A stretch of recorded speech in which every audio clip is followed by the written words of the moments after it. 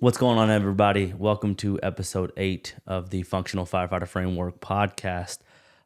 Today, we have a very special guest, Chief Bruce Toliver, down in Phoenix.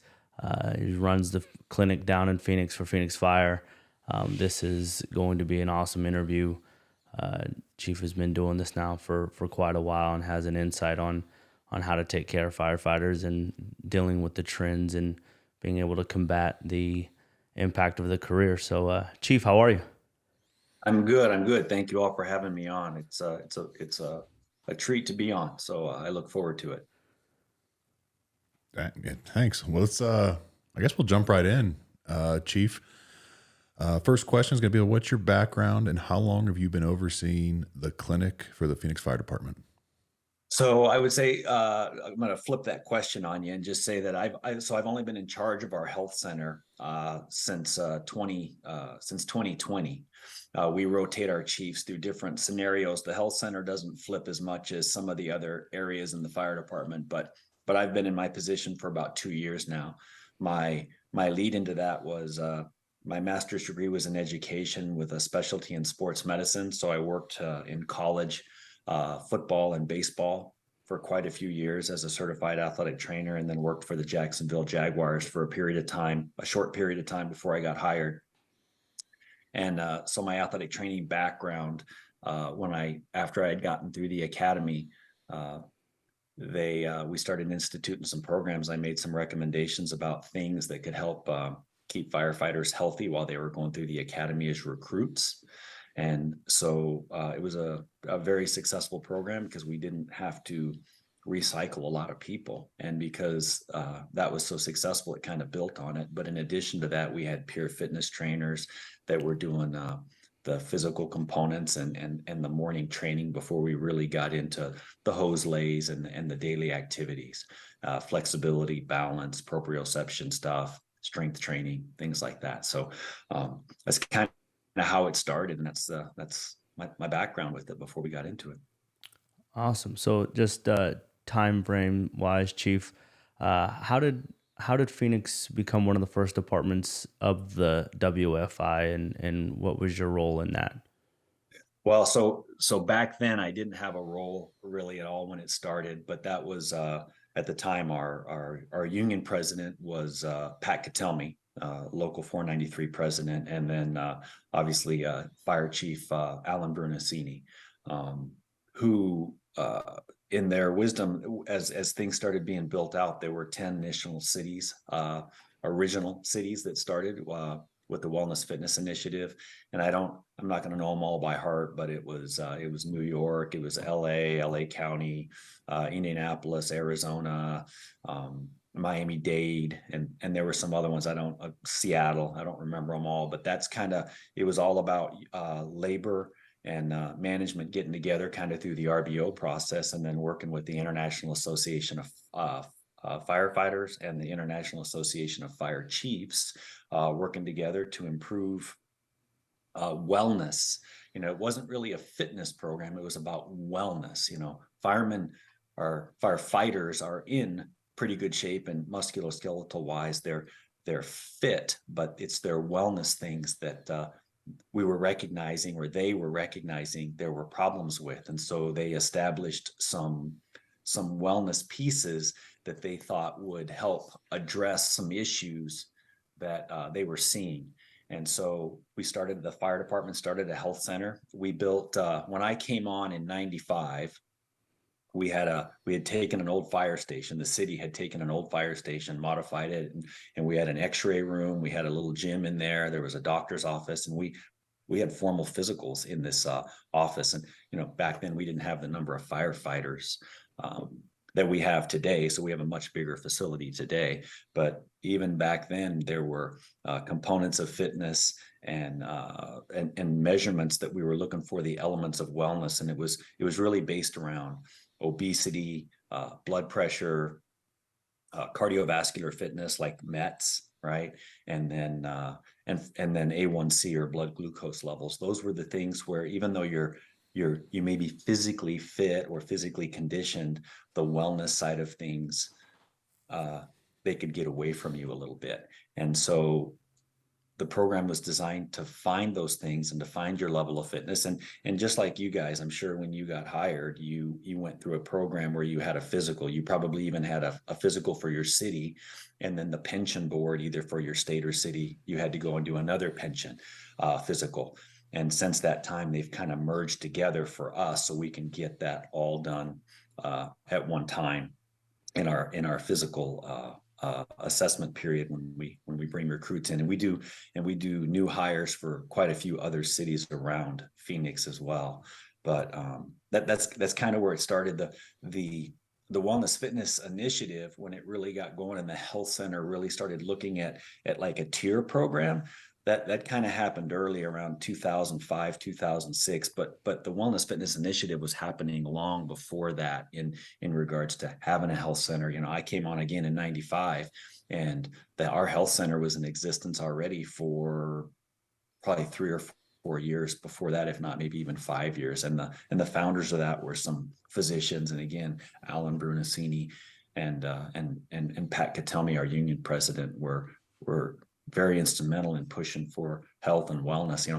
You guys have all heard or seen writings, I'm sure, where Chief Brunacini used to say, hey, we treat our fire trucks better than we treat our members, right? You'd pull into the station and you'd wash the fire truck and you'd wash the tires, and you were, spit shining everything and rolling hose and laying hose and hanging hose. But so our trucks and our equipment looked outstanding, painting axes, the whole deal. But what were we doing for our members? And Chief Brunacini was extremely instrumental in that, to the point we had weight equipment in our stations. We had a fund that allowed us to buy equipment and build up equipment to maintain our health and wellness at stations. So, I mean, we had nutritionists, we had cardiovascular equipment, strength training equipment, and opportunities to see a doc whenever we didn't feel like we were doing well or feeling well. So the health became a real big component. It was there early in my career, but we've come a long way. We're bigger, we're more robust, and it's a great program to have. And it's wonderful that Phoenix is a part of that. You said I was unaware that the WFI was in the 90s. That's when all the 10 cities came together, I guess, to start. Yeah. So the Wellness Fitness Initiative started, I was trying to look back at some dates because some of the dates go back pretty far, but the Wellness Fitness Initiative was kind of 2003 is kind of really where we started looking at the overall fitness and the collaboration of that. But we had a health center before that time, and I'm sure some of the other cities did also. And I was young on the job, so I don't really know what it looked like back then. But when I came on in 95, we had a health center. We did physicals. Wow. We went somewhere different for our pension physical, but for our fire department physical, our docs, that's where we had our chest x-rays, our blood work. That's where we did our metabolic training for our METs and all that stuff to make sure that we were fit to start the academy. So, and Chief, you kind of touched on a 4-tier system. Can you explain that 4-tier system and how it came to be? Again, that was all started. Yeah, that tier system is pretty amazing. Again, I touched on it in the sense that when it kind of all got going, as I understand it, again, we're firefighters usually pretty good physical shape, right? But where they were finding a lack or where they were finding concerns was some of the elements of wellness. And again, it was the obesity. So we were doing body fat measurements for obesity, and we were looking at blood pressure, obviously for hypertension purposes, right? We were doing metabolic testing or metabolic METs, checking METs to see your level of cardiovascular fitness or physical conditioning, cardiovascular conditioning, and then blood glucose levels, checking A1Cs to see if there was any metabolic issues going on, diabetes, pre-diabetes, things like that. And then even for a while, they started looking at, we still do spirometry testing because of if you're wearing an SCBA, you have to have a spirometry test, but they were using that as a part of the tier system. But what happened was they weren't finding anybody failing the pulmonary function testing. So they really kind of took it out. We still test it so that we can wear the SCBAs, but we kind of took it out of our peer or out of our tier program. And the tier system is really just they take those four components, and the tier one is you're in great shape, you have no issues, you're physically sound, and you're encouraged to maintain that level of fitness. Your body fat is good, your blood pressure is good, your metabolic, you're meeting your METs when you do cardiovascular fitness testing. In our protocol specifically, we use a Gherkin protocol, who was one of our physicians that created that. And then the A1C blood glucose. And then tier two was, hey, you're a little bit out of bounds, but you can still be on a truck. You're still in your wellness, your elements of wellness are still good enough that there's no reason to take you off a truck. And then a tier three, as those numbers fall down, it's kind of like, hey, you need to have a warning that you're starting to slip a little bit. And it's not the 20, 21, 22, 23-year-old firefighter that usually has that problem, right? It's we've been on for a while. We start to eat a little bit more. We start to exercise a little bit less sometimes. Life takes over, kids take over, and we don't take care of our bodies, our nutrition the way we did. So as that stuff starts to fall, you kind of get a, hey, wake up, you're at a tier three. If we got to start dialing in on any potential issues that you could be having.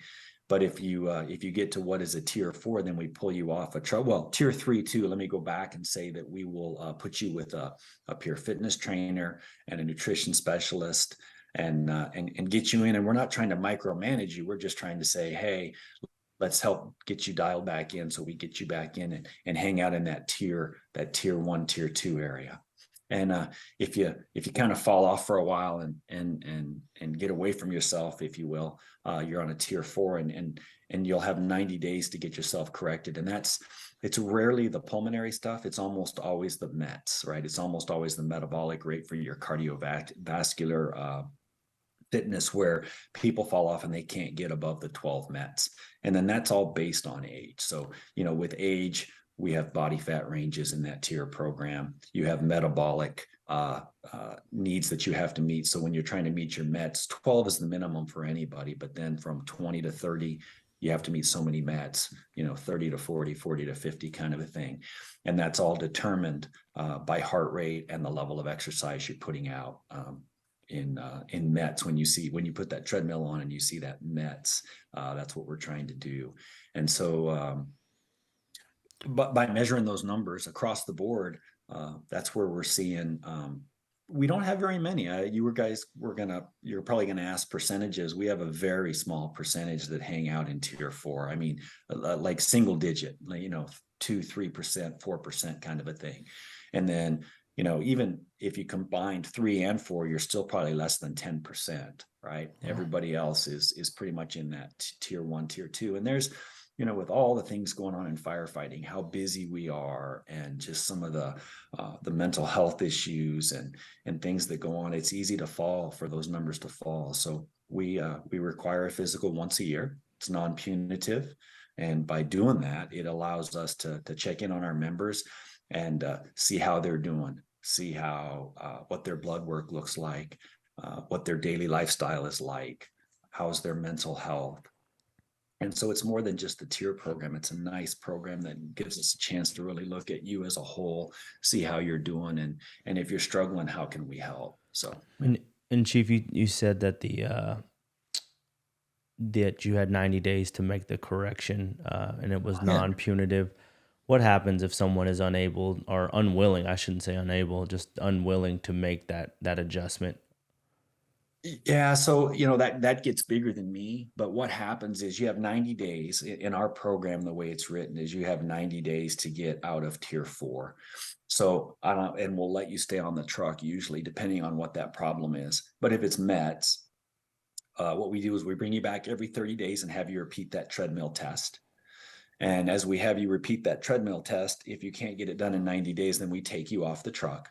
Again, it's non-punitive, but we can't have you on a truck. So we'll put you in a light duty position, or we'll bring you down to the health center for 4 hours a day and put you through a conditioning program with one of our PTs or one of our peer fitness trainers, or somebody that'll design a program for you to get you back in line.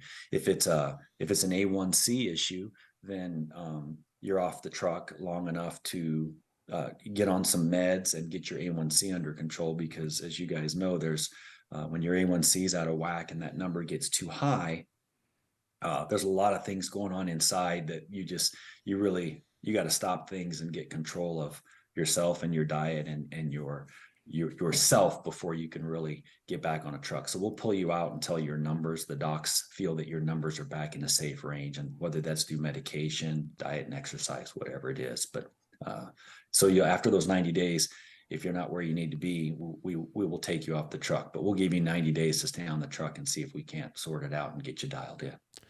This might be a little bit random, but have you noticed anything like a different rash of metabolic pathologies as of late? Like, I know we always suffer from, like most of us, like if it's obesity, then it's usually hypothyroid, or they have high TSH numbers, or you were just mentioning A1C. Are you having a rash of high A1C findings with your people in Phoenix as of late? Well, I would say, and again, I'm not saying to say a rash, I don't know, but being new, what I would say is I personally was surprised at our A1C issues in the past year. It's higher, and it's not always, you look at someone and you say, oh, they are obese, and we should check their A1C, right? And then you look at, they call them skinny fat people. So they have a high A1C, but they're they look like a specimen, right? And so our protocol right now with our lab is that if you have a fasting blood sugar of 105 or higher, then the lab automatically runs an A1C. Because we've been seeing some A1Cs, and because the result of having a high A1C is so significant, I've asked our docs to lower that number to 100. So if you have a resting glucose now in Phoenix of 100 or greater, then we'll run an A1C on you to see where your A1C is at. Hopefully to catch these people a little bit earlier. And you kind of say, well, do you start doing that at 40 or 45? Well, there's 20 and 25-year-old firefighters that have the same problem. So it's across the board. If you have a fasting blood glucose of 100, the lab will run an A1C on you just to make sure that you're in bounds. Because Chief, we don't have near the infrastructure that you have, and I'm sure you get phone calls, but I get phone calls from some of our members who are concerned because they came back with a high 1AC, and it's people that you, like you said, necessarily wouldn't have guessed.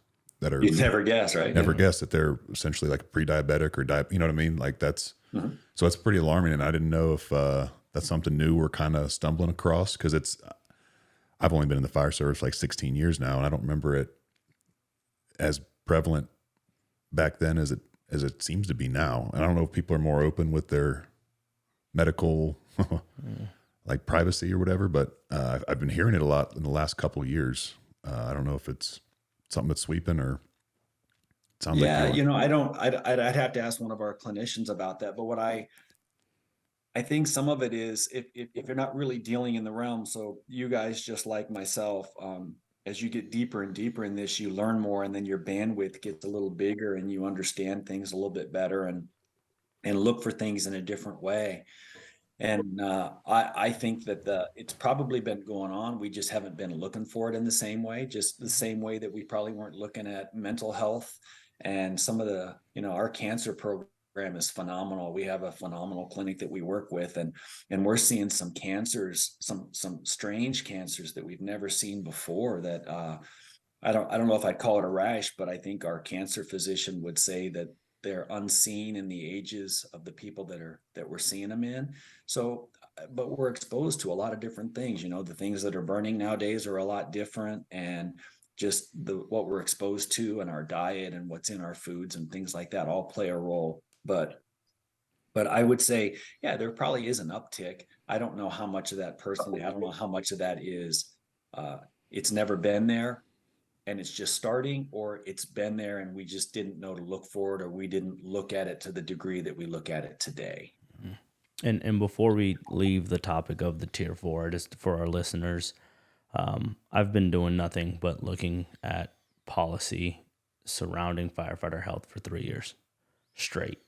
And without a shot of a doubt, your guys' program, Chief, just so everyone knows, that Tier 4 program, policy-wise, is the most comprehensive screening that I've seen so far in the fire service. We tend to get, they're either siloed, where some programs are basically just METs or just based on age or just body composition. But the total view of someone's health, like you were saying, covered in the 4-tier program, and taking into consideration multiple aspects of someone's overall health, the obesity tied to the A1C or the blood pressure, and really addressing the comprehensive health of someone is something that I really enjoy and like about the Tier 4 program. So it's an awesome program, and I just wanted to make sure I said that, because it is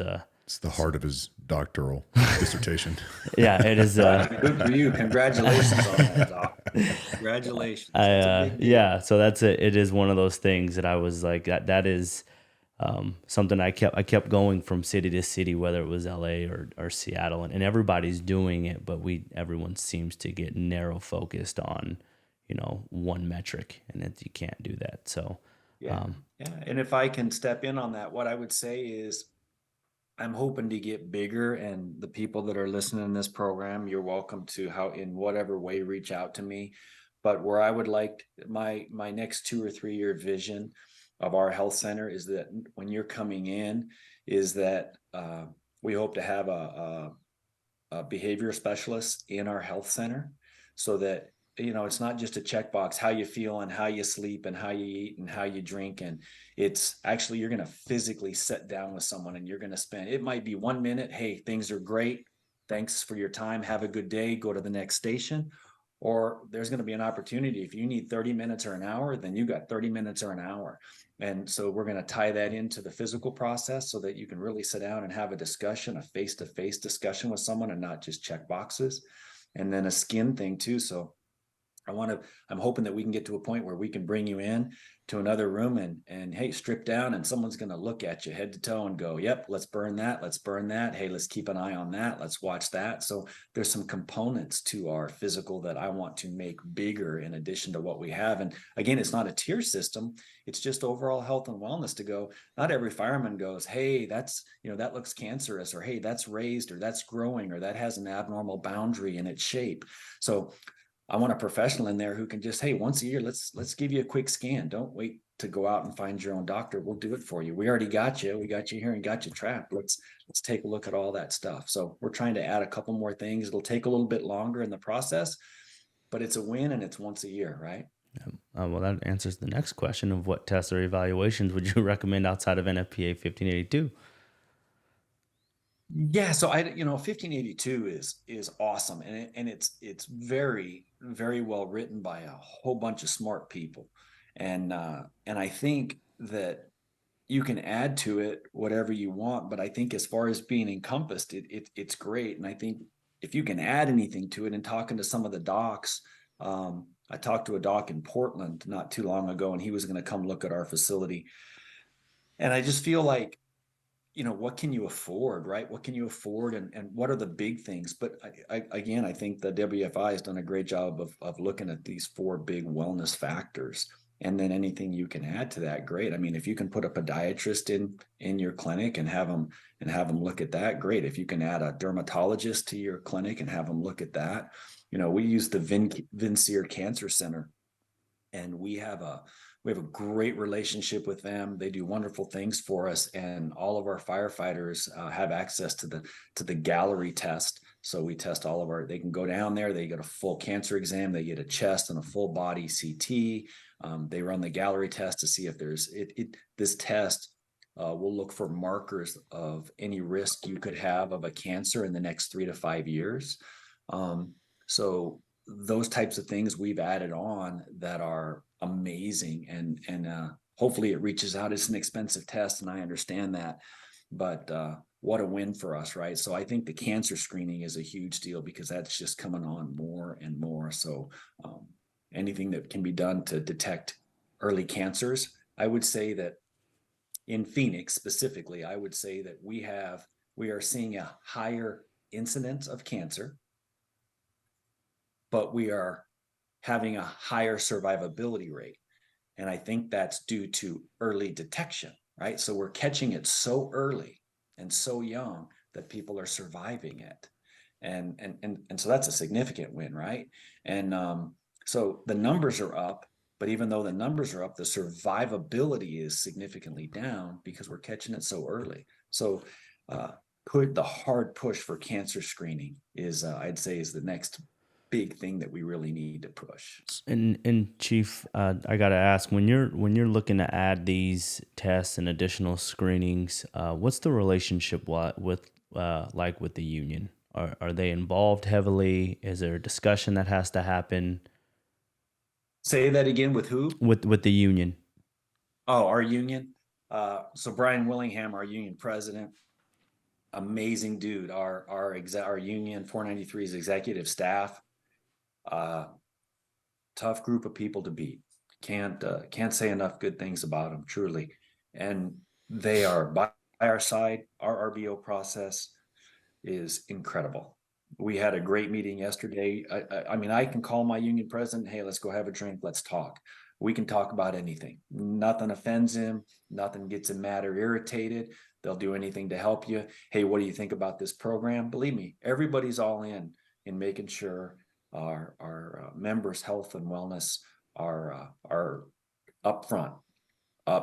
And they do. Our union, you can't beat them. They're fantastic. Awesome. So with that cancer screening that you're talking about, is that part of your annual physical now, or is it just an option that the city of Phoenix provides for its members? Yeah, both. So the cancer screening is coming where the skin cancer stuff is coming, but it is a thing that the city of Phoenix has stepped in, the city of Phoenix safety section, and the union and our fire chief have stepped in and said, hey, we want to provide this screening, and that's done through the Vincier Cancer Center. And they've stepped up and offered it. The research that this place produces, that Dr. Shukla produces, and the quality of care. I mean, they stopped doing things. I was in there the other day doing my yearly screening, and I bet you 4 firemen were in there. It was almost like a union meeting in the lobby waiting your turn, right, to go in and see the doc, because everybody goes through there, everybody gets checked. It doesn't cost a dime for us. It all goes through our insurance, and I'm sure that there's a lot of times where some of that is just taken care of on their part to make sure they're so serious about firefighter health and wellness. People, I'm told that other cities fly in from other states just to utilize the cancer center, that it's that amazing. So yeah, it's the money is provided by the city. There's extra monies funded, but it's supported by the city safety, the fire chief, the union president, the whole deal. Yeah. It's awesome. To shift gears a little bit, Chief, I know when we were down there and you gave us the tour of the facility, we had the medical side, and then the part I enjoyed was the physical therapist side, the full gym, the treatments, the stem, the heat pad, the whole nine. What value have you noticed to having your physical therapist in-house? Well, so the whole concept to that is really no different than a professional athlete, right? When you, as a professional athlete, if you get hurt on the field, you walk in and you have ice accessible to you right now, right? Ice, heat, stem, flexibility, range of motion exercises, just the evaluation of what's really going on, right? And it's tied right next to our health center. So there's a lot of wins to that. The win is we use occupational health professionals. Our docs are all occupational health. So they may not know how to look for an anterior cruciate, or they may not know how to look for a certain musculoskeletal injury, but they can walk next door to a PT who can look at that. They can say, hey, something's up with this knee, something's different. We don't know what it is. Will you look at it? And they can do a McMurray or a Lockman's test or something like that and see what else is going on. And this is for, sorry to cut you off, Chief, this is for on duty and off duty. Doesn't matter. Doesn't matter. That's correct. Doesn't matter. So if you're on duty, let's say you get up this morning and you had a fire last night, or you lifted a heavy patient, and you wake up and you're like, hey, I'm kind of stiff, I'm not feeling good. You can come down to our physical therapy clinic, check in, tell Sari, hey, Sari, I tweaked my back last night. Will you take a look at it? We'll start the industrial paperwork just so that we are protected. And then she'll give you a good exam and say, this is what I think's going on. Let's do some heat, some ice, some stem, whatever, some manual therapy. She's real big on manual therapy. And let's get you on a flexibility program. You're really tight here. You're not moving correctly with this. So let's get your hips moving so that your back can better be stabilized. Let's get your core going, all that kind of stuff. So it can happen off duty. And then, we even have some retirees come in and say, hey, will you look at my back? Will you look at my neck? And they'll do something and give them a home program and stuff like that. It's top notch. It's top notch. But the benefit of it is, again, it's early detection. You don't go home for 3 days and go, oh, I need to go to the health center tomorrow. And you're not going, well, I mean, you guys, I'm sure it's no different where you are, that you call your doc and it's like, well, we can see you in 3 weeks. Well, you come down to us and we'll see you in 10 minutes. All right. We'll see you in 10 minutes. Let's get you on some heat. Let's get you stretched out and let's take a look at you. Right? Yeah. Well, Chief, I love the idea of bringing in the retirees, because they've, helped build the place that you're currently working at. And now they're kind of a forgotten population. We do retiree physicals. Yeah. We stopped during COVID, but we're back to where our retirees are welcome to come in and get a physical every year. Oh man. And we do the same physical that we do on our members. And we have a little union program where we have one stag event a year. It's called the Taco Bust, and it's for the retirees. The retirees come in and we do a big taco festival, if you will. And we try and open that time up for our retirees. So the people that fly in to do that big Taco Bus festival, they can have that week to do their physical. So we'll kind of open that up and let the retirees, because a lot of them live in different places now, right? They're in Montana, they're in California, they're in Mexico, they're in Texas, and they'll all fly in for this festival. And so we open that up for them so they can, while they're in town doing the Taco Bus, they can have their physical done, and we can do their lab work and the whole 9 yards for them. So yeah, we still take care of our retirees. That's an amazing service. Kudos to the fire chief and the union president. Yeah. It's awesome. And Chief, did you guys add the calcium coronary score to your physicals yet? So yes and no. We have done research with it. And so when people are doing some research, they'll call us, hey, we want to be a part of this. And so we've done calcium scores in a couple different ways. We did a study with a cardiology office, I don't know, 10 years ago, 8 years ago, maybe, where we went in and did carotid artery scans, and we did it that way. I feel like there was another way to do it, and I don't remember how they were doing it, but we don't really do it as a part of our routine physical, but we've been a part of a lot of studies where we have done calcium scores. And then one of the cardiology offices that we use in town, a lot of firemen go to, they offer it to us also. So I can go get a calcium score and pay, I don't know, $100, $110 out of pocket, and get a calcium score every year if I want it. I don't know that you need one every year, but every couple of years, every 3 to 5 years, go get a calcium score for $100. It's hard not to take advantage of that, right? Yeah, that was one of the things when you were mentioning the retirees. I know it's one of the things where I've seen like possibly doing, every 5 years at 30, and then every 3 years at 40, and then every other year after 50. Seems to be the trend to be able to grab it, but I wasn't sure if you guys had latched onto that. One other quick question. I know we got away from the tier system. Do you use the tiering system for your onboarding process? So if someone's coming in as a new recruit and they fall into tier 3 or 4 out the gate, or is that something that you use during the selection process? Yes. So, the selection process is kind of over in the sense of you've been selected. Now your background checks, your fingerprints, and then your physical takes place. Currently, if you're coming on as a new firefighter, and you're not a tier 1, where are you going to be with 20 years on the job? If you come in as a tier 3, where are you going to be with 15 and 20 years on the job? Right. And so that's our attitude. And so to come in, your METs, you need to be tier 1 across the board. Right. And if not, so let's say you're an asthmatic. Well, 1580 NFPA 1582 has some specific language about that. So you might have to go back to your pulmonologist and figure out your meds, or do some special testing to make sure you're okay, because 1582 spells that out very specifically. Maybe you have a seizure history. Maybe you have a maybe you're missing a digit, a finger or a toe. There's rules to that. And there's, you've had prior surgeries, all those things there, they have them in different classes. And so it plays a role. It does play a role, but to specifically answer your question, we kind of expect you to come in as a tier 1. Now, where that changes is, so we just met, the Wellness Fitness Initiative just got together in Washington, D.C. here back in November, December.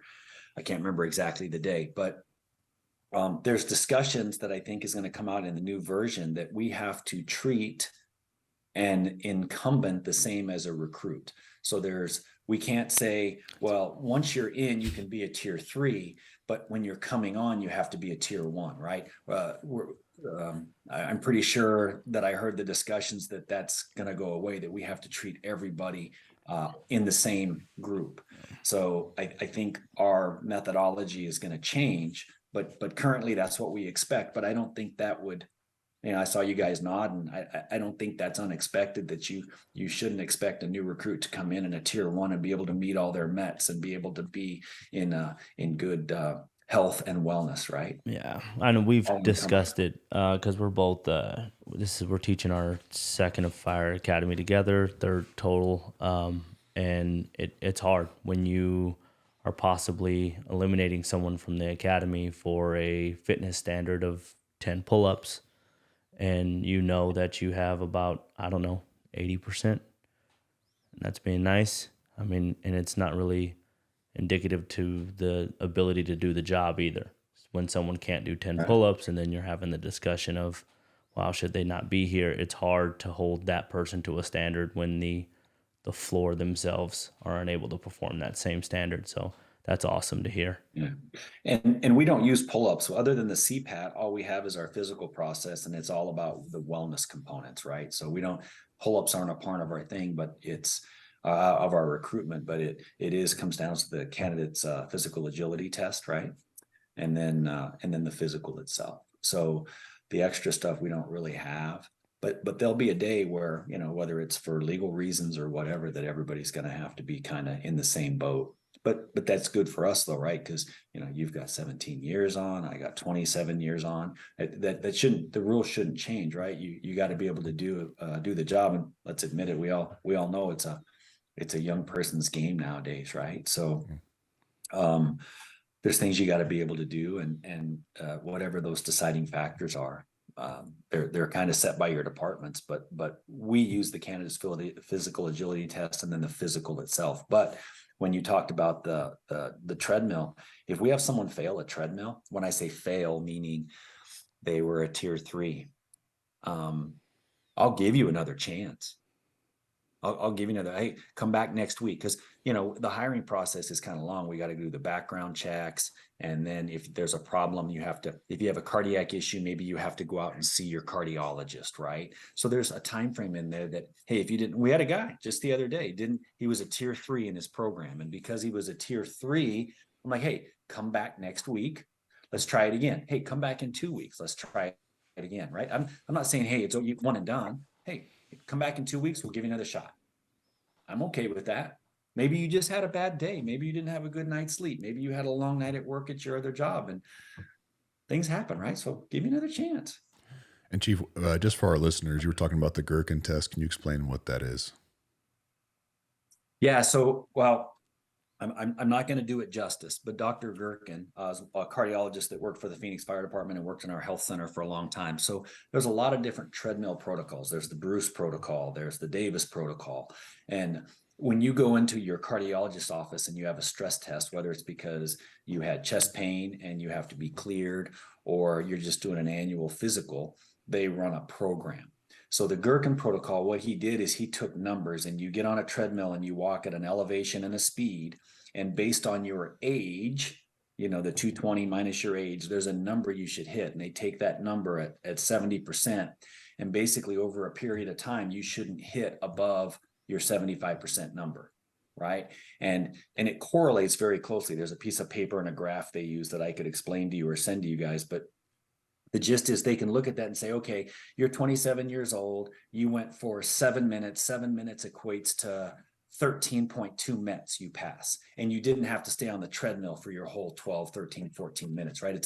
It's a way to get on the treadmill and do an abbreviated test so that we can run more people at a time, because we only have 2 treadmills, right? So instead of getting on a treadmill and running for 13, 15, 17 minutes for every person coming through every day, it was a way to correlate how long you walked on a treadmill and your heart rate, and then convert it into your METs. And that way you could find out if you met your METs without spending that time on the treadmill. That's the gist of it. Okay. Yeah, that sounds, that's kind of one of the logistical things that we're trying to find is like a little bit faster way to capture. But I'm happy to share it with you. If you want it, I can get it to you. Yeah, that'd be awesome. We have it on paper. Our clinicians use it all the time. It's not rocket science, but it's very well spelled out, and it's wonderful. So I can get you on a treadmill, and in 6, 7, 8 minutes, we'll know whether you can do what you could do in 15 minutes or not, right? And I'm not saying I can go 15 minutes. Don't get me wrong. I know that sounds really, really fancy, but you know, it's all tied to a number, and the older you are, it changes with your heart rate. And then let's say that you're 40 years old and you take 220 minus your age and you get your number, you take 75%. But let's say last year you did so well, they'll give you those 5 beats. Right. So you might get 5 more beats because your max it calculates into your max heart rate. And so if your max heart rate was 128 last year, and this year you only have to do 124, well, they'll give you those 4 extra beats. So there's a whole equation to it. I'm a really smart dude wrote it, but happy to share it with you guys. I think it's a fantastic program, and we've used it for 20 years. Yeah. Awesome. Well, we've reached the point of the episode, Chief. We usually do a clip of the week where we show a little clip of a speech or cartoon or whatever we find on the internet to find applicable to what we talked about today. If you'd like to give us your 2 cents on it. I used to use the old expression, you take care of me and I'll take care of you. I found out how shallow and short-ended that was. And I changed it to read like this: I'll take care of me for you, if you will please take care of you for me. You know, I think I'll go back to Chief Alan Bernasini, right? He, I said it in this podcast. It was a pretty profound statement when he said that we take better care of our trucks and equipment than we do ourselves, right? I think that we as a fire, I think in the old days, we did a great job of taking care of one another in a lot of different ways, in good ways and bad ways, right? We protected people from problems and things.